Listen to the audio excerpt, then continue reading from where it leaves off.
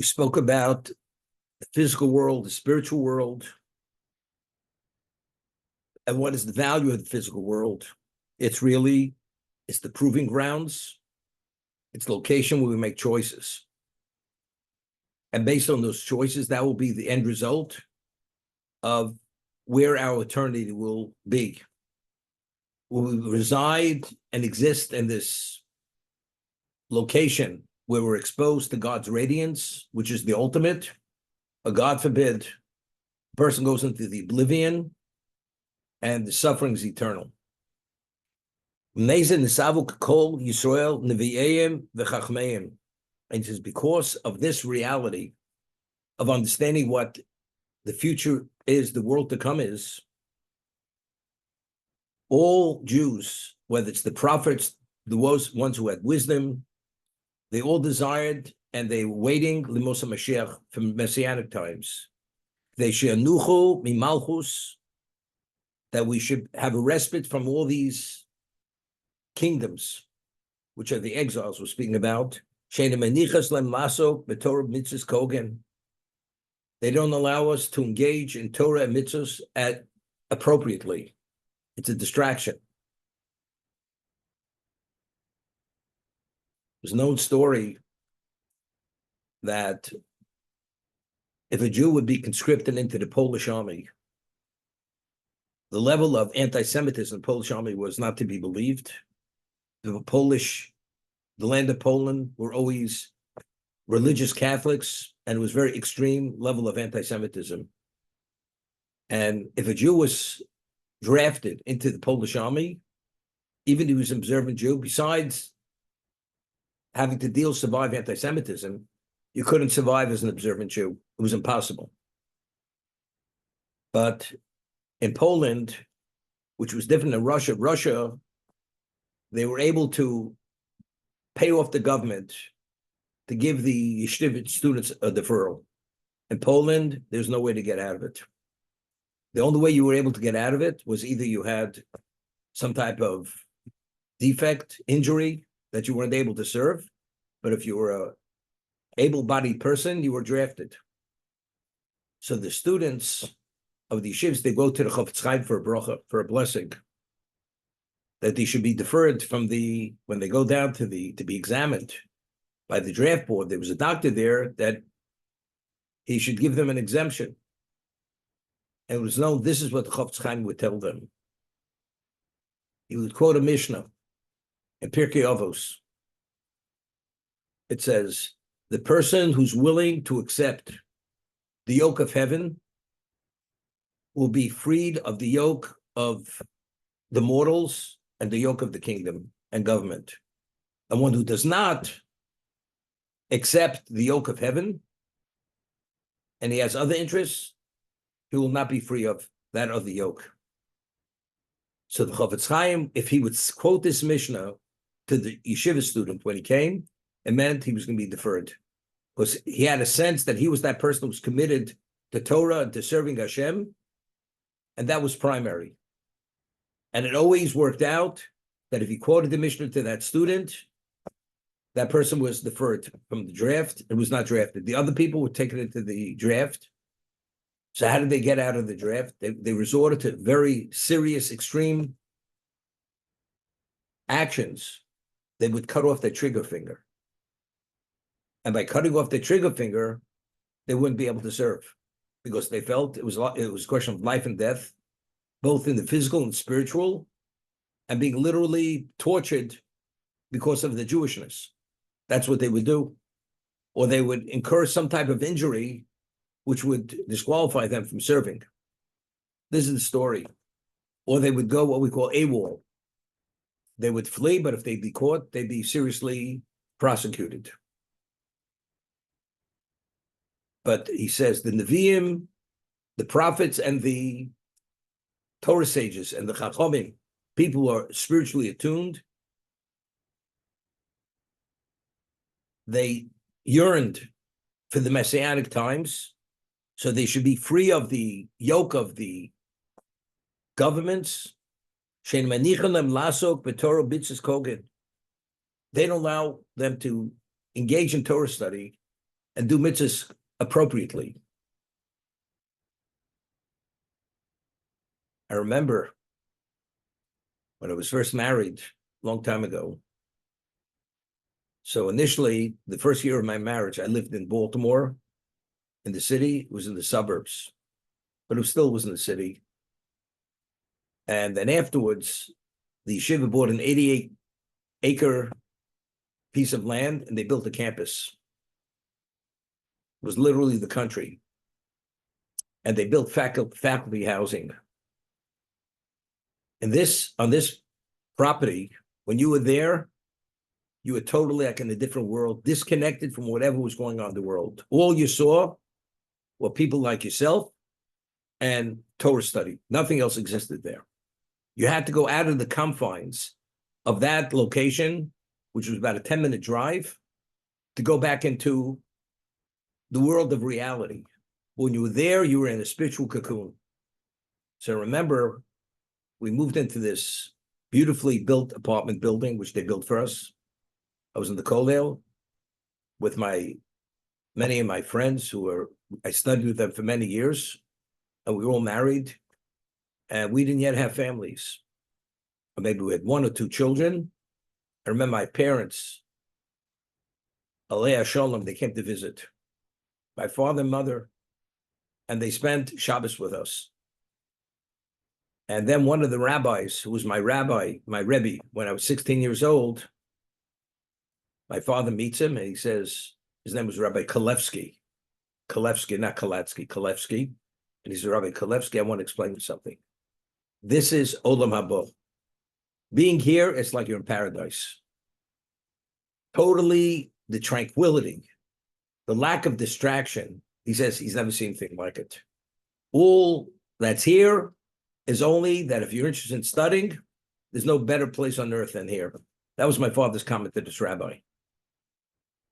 And Rambam says the Chachamim and the Nevi'im, the prophets and the Torah sages throughout the ages, they always yearn for that moment when there'll no longer be Shibud Malchus, will be under the heel of the kingships of the world, because we're not able to engage in Torah study, do mitzvahs appropriately or properly, because there's a level of distraction, because they're there.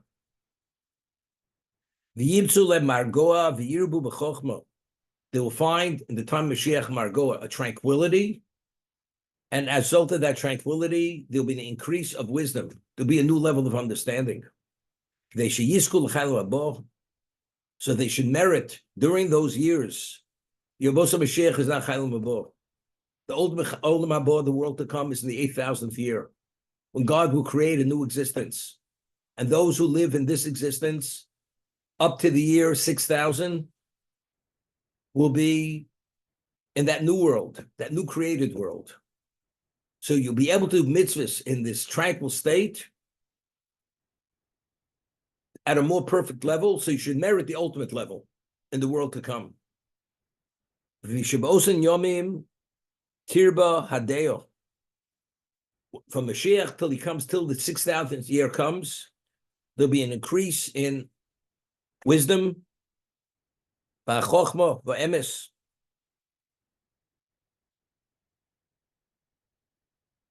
And truth, shenemar ki molo oretz deo es Hashem.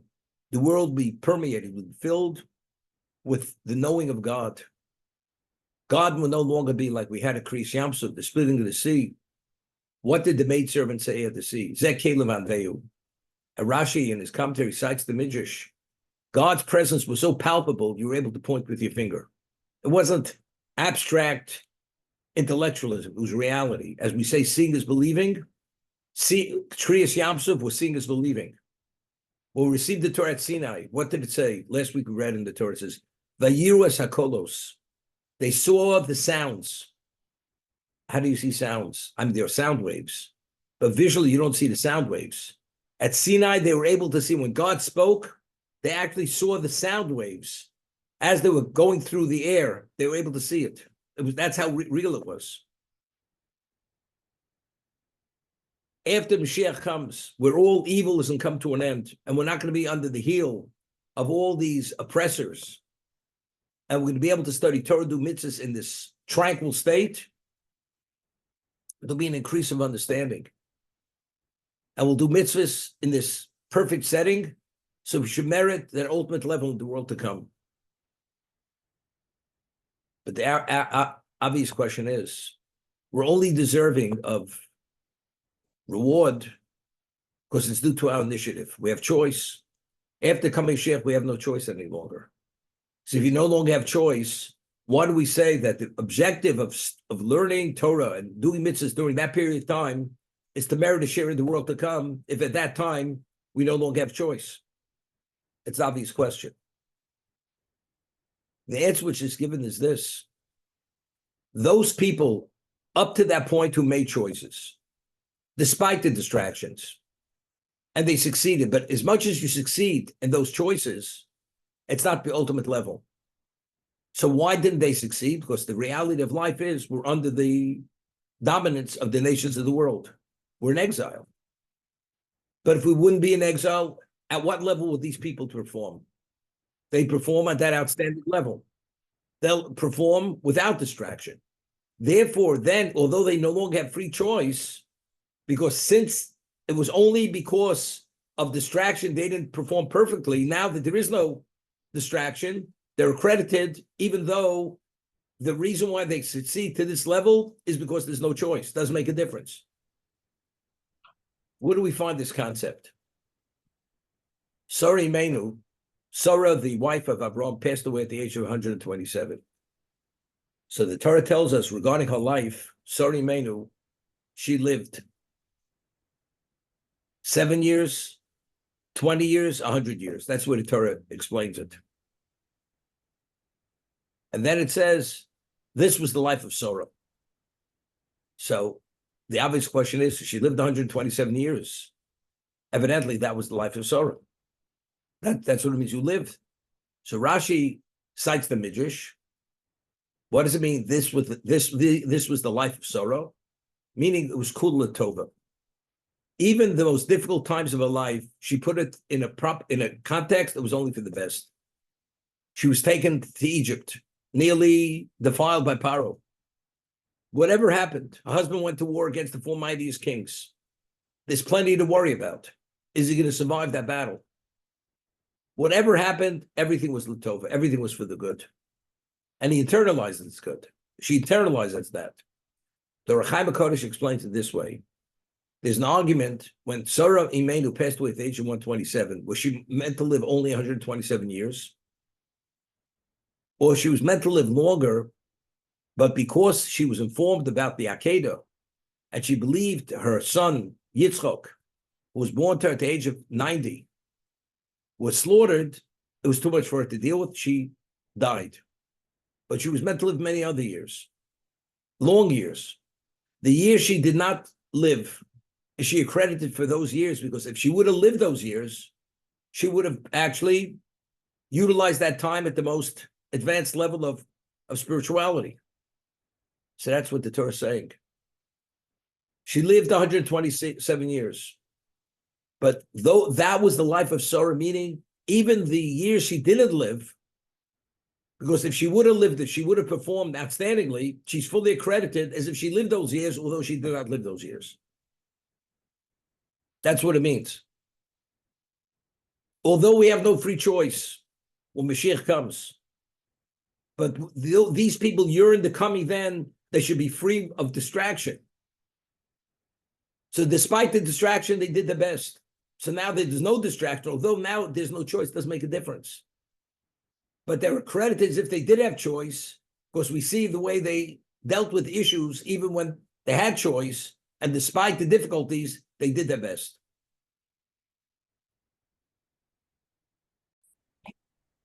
At a family celebration like a wedding, all the ancestors of the previous generation come to the wedding and are present at the wedding at the time of the chuppah to celebrate with the family. They're there. But so there God brings them because it's that special moment. Otherwise, he keeps them out of touch with this existence. There's no reason they have to know what's going on here. They're busy enough in the world to come.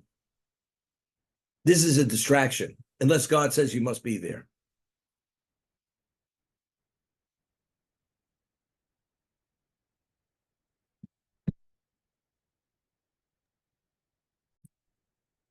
find tranquility, and because of that, yirbu b'chochma, they will increase their wisdom, that they should merit the ultimate world to come. Because in those days, there will be an increase in understanding, in wisdom, in truth. Shenemar, it says in the Pasuk, in the verse, Ki mola oretz deo es Hashem. The world will be permeated, filled with knowing God. Interesting. Let's say a person, he's a master of masters, and nobody recognizes a Rembrandt the way this person recognizes the Rembrandt and the Picasso, whatever it is. And he goes into a home, and every portrait on the walls and painting, he says, Rembrandt, Picasso, without just keeps going. They said, is it possible every painting is Rembrandt? He says, if you have my understanding of expertise, you don't understand what I'm saying. You may not know it, but I could see it. Because I see the genius in every layer of paint, the color, the way it was applied. These are the experts. These are the masters of masters. So the Ramak writes, Ramoshe Cordovero, in his work, Talmud Dvorah, every morning we say in the Birchas Kriya Shema, Ma Rabu Hashem, Kulam B'chochem Osisa. We say, how Rabu, Masech Hashem, how great are your actions, Hashem. You've made them all with wisdom, with divine wisdom. So the two ways to explain that word. Rabu means how numerous are your actions. I mean, how many parts are there to this physical existence? Borders on the infinite. How many granules sand are there on the beaches? How many fish are there in the sea? How much, whatever you say how much, it's unlimited. Ma Rabu, Masech Hashem, whatever you do, it's not quantifiable. He says that's what it means. Ma Rabu Hashem, how great, I mean, how profound are your actions, Hashem. Wherever you look, even a follicle here, a blade of grass, the genius that's in that, if you recognize it, is divine genius. There's nothing within the realm of ordinariness. And it goes beyond human genius. That's Ma Rabu Masech Hashem. Why? Because they all made with your wisdom, with that divine wisdom. Therefore, if you would analyze it for 1,000 years, you wouldn't come upon the totality of what that is. That's how profound. But wherever you turn, you see Hashem's imprint. You see his fingerprint wherever you turn.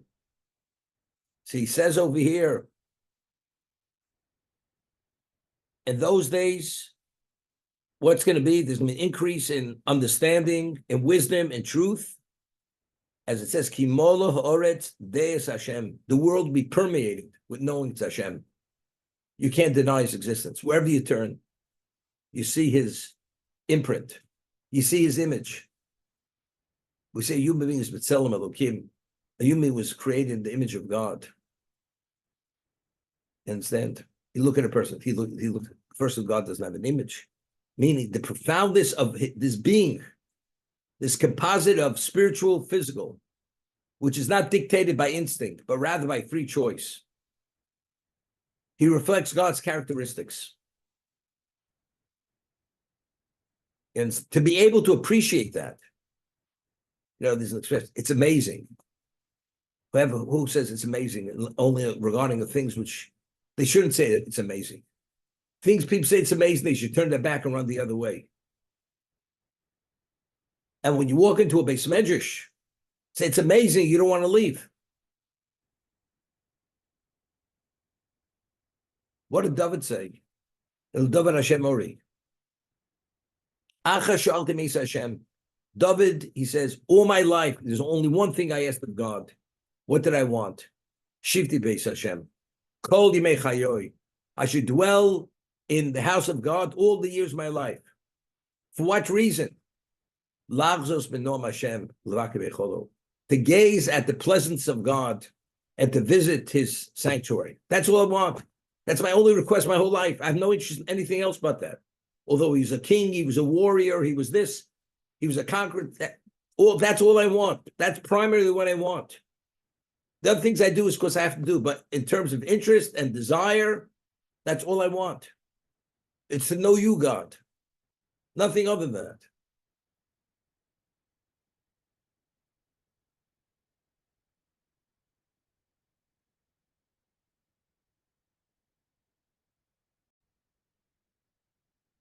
V'nemar v'lo yildu ishes ochi v'ishes re'eu.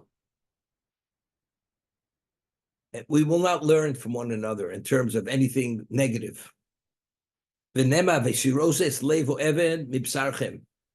The prophet says, I will remove your stone of heart from your flesh. What's stone? A stone is what? Nothing penetrates a stone. There's no absorption. I will take your heart of stone and turn it to a heart of flesh. David, Mashiach, who's from the progeny of David, which God will install. Bal Chochma, he will have tremendous wisdom. Yesim Shlomo, hear this? He's going to be wiser than King Solomon. Until Mashiach, he has wisdom. The ultimate wisdom is King Solomon. When Mashiach comes, his wisdom is going to go beyond King Solomon's wisdom.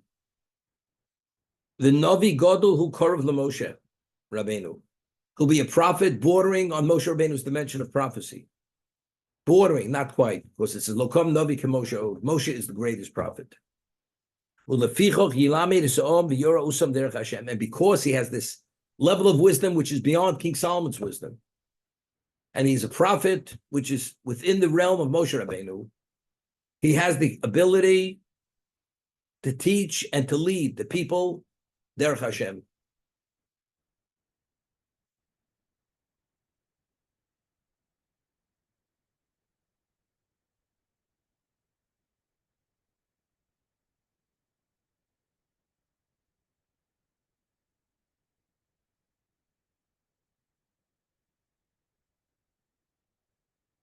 All the nations that can be at time of Mashiach, they're going to come and listen to Mashiach. They're going to listen to what he has to say.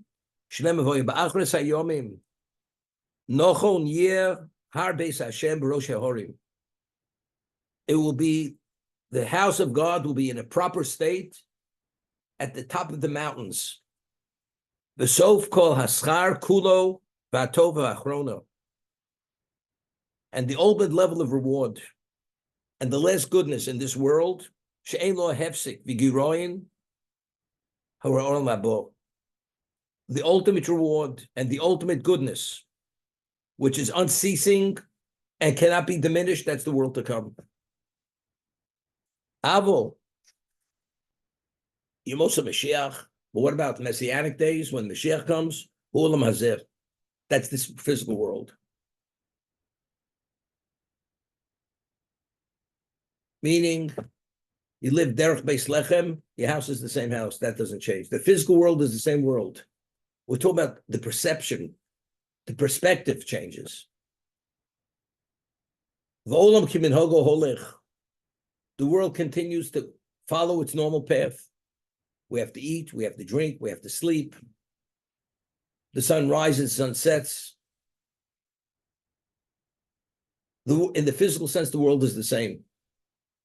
The only difference will be that the kingship will return to the Jewish people, and the king will be Mashiach. He's the king from the Davidic line, and he will reign over the whole world. The earlier wise people, sages of the Talmud had said, the only difference between the present world and Moshe Mashiach, the only difference is, are we under the heel? Are we dictated by the nations of the world?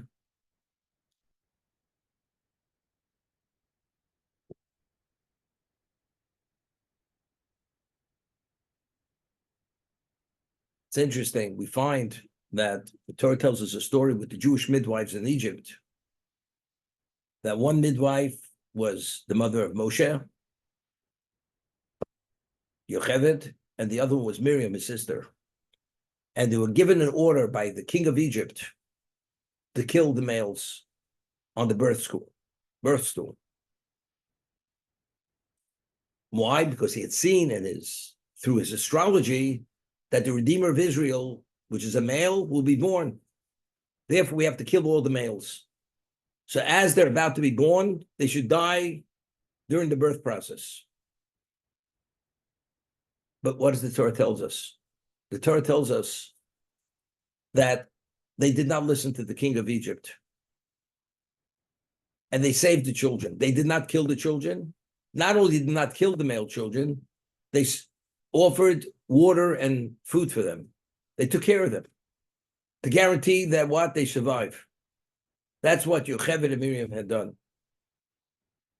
But the king of Egypt, when he gives an order, and the king of Egypt is the height of power, usually you're overwhelmingly intimidated.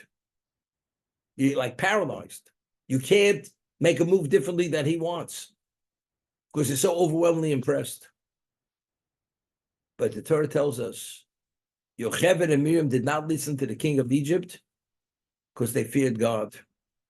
But Hashem, the midwives, they feared God, and that's why they did not listen to the king of Egypt, even though he's the king of Egypt. He's the most powerful man on the face of the earth. It's irrelevant. But you only function as that if God wants you. If God wants to remove you, he'll remove you. So if God says we're not permitted to do this, we're not doing it. We're not killing the males.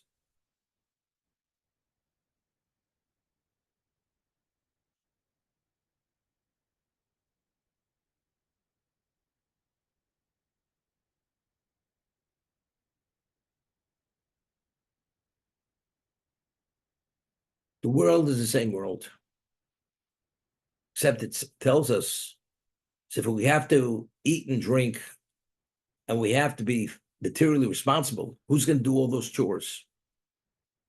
So the Mishnah tells us that it says the king of the Jews will reign over the world. That means even the Gentiles are going to be under his dominion. There'll be a level of clarity that every non-Jew will see it as a privilege to serve the Jew. Each Jew is going to have 1,000 non-Jews serving him.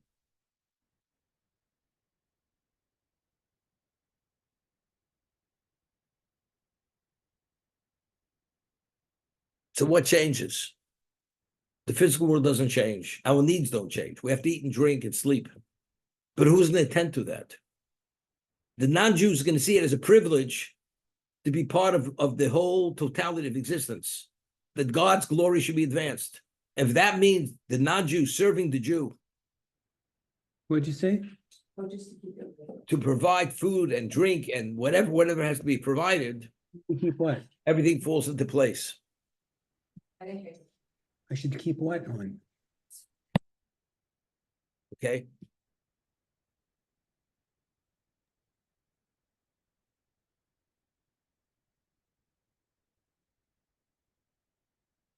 Many years ago, I have a friend. He's came from Syria when he was 13 years old. And he came to Baltimore when he was 14. And I know him since then. His name's Rabbi Dweck. He was a Syrian rabbi in Deal, New Jersey. Today, Deal is a thriving metropolis of the Flatbush community, the Syrian community in Brooklyn. In the summer, that's where they go. But those years, even in the winter, it was a very small community there. And he asked me to come to the Scholar residence in the winter. And I did. I came. And I gave him a number of talks. The story goes back maybe 35 years ago. And the houses in Deal then, the way they lived their lives, the Syrian Jews were always materially very successful. Every room in the house had a small TV. I mean, the main room had a large TV, but every room, whether it's the kitchen or the kitchen counter, you had a small TV. The den had a small TV. Wherever you went, every room had a TV. Okay? That's the way. So I had spoken, Motzei Shabbos Saturday night, gave a talk. We had a meal, and the people said to me, Rabbi, you know something? We're going to send around a pickup truck throughout the neighborhood and deal, pick up all the TVs, and we're going to dump them into the Atlantic. Because we see now, we're just wasting our time. And he said, and the only reason why we have books in the house, Jewish books, is because the interior decorator said we're supposed to have books. If they wouldn't said to have books, we wouldn't have books in the house. This is what the person tells me. We don't study. But so why do we have some books in the house? Because the interior decorator said we should have books. So what happened? I mean, even the comment, and this was in the setting of all this person's friends. All these people were in their 40s at the time, maybe a little bit younger. How could you not have a TV in your den, in your bathroom, in your kitchen, and your who knows where, in your car if you could? Well, why not? Because that's what it's all about. All of a sudden you have an awakening. You say, you know, something. This is insanity. What am I wasting my life for? You do a clean sweep. All the TVs into the Atlantic. When Mashiach comes, there's going to be a level of clarity. People are going to put things in perspective. And there's only one perspective then. As much as we want to be deprecating, mocking, and belittling, and this, and being cute, when you come there, then, if you merit to be there, when coming Mashiach, things are going to be so absolutely clear, because there's not going to be evil inclination any longer. Everybody's going to want one thing: to be with the winner, to do the will of God. And we're going to have a king. He's wiser than Solomon. Almost as great as Moshe. Not quite. Humility-wise.